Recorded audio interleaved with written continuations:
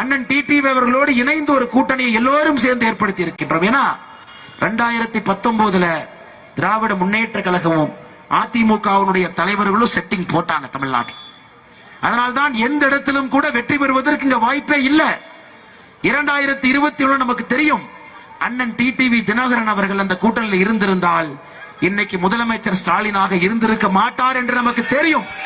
அப்படி இருந்தும் கூட மக்கள் செல்வாக்கு டிடிவி அவர்களுக்கு இருக்கிறது என்கின்ற ஒரே காரணத்திற்காக வெளியே நிறுத்தப்பட்டார். அன்பு சகோதர சகோதரிகள், அதனால்தான் உறுதியாக திரும்ப நான் சொல்லுகின்றேன், 2024 ஜூன் 4ஆம் தேதிக்கு பிறகு அனைத்து இந்திய அண்ணா திராவிட முன்னேற்ற கழகம் எந்த உண்மையான தலைவர் கைக்கு வர வேண்டுமோ அந்த உண்மையான தலைவருடைய கைக்கு அது வரத்தான் போகிறது. அதுவரை கத்தலாம், கூச்சல் போடலாம், முன்னாள் அமைச்சர்கள் 10 பேர்த்த வச்சுக்கிட்டு பிரஸ் மீட் போட்டு திட்டலாம்.